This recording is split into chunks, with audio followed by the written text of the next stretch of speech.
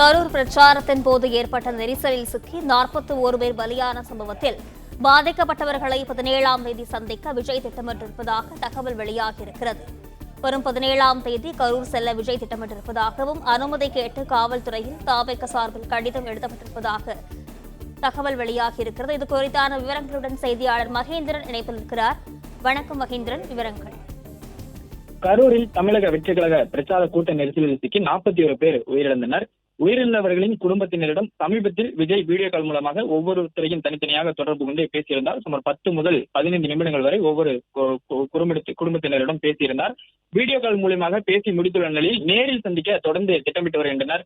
முன்னதாக வருகின்ற 13ஆம் தேதி கரூர் சென்று பாதிக்கப்பட்ட மக்களை நேரில் சந்தித்து ஆறுதல் தெரிவித்து கட்சி சார்பில் அறிவித்துள்ள தொகையை வழங்க திட்டமிட்டிருந்தனர். இந்நிலையில் தற்பொழுது தேதியில் மாற்றம் செய்யப்பட்டு வருகின்ற 17ஆம் தேதி விஜய் கரூர் சென்று பாதிக்கப்பட்ட மக்களை சந்திக்க திட்டமிட்டுள்ளதாக தகவல் வெளியாகி இருக்கிறது.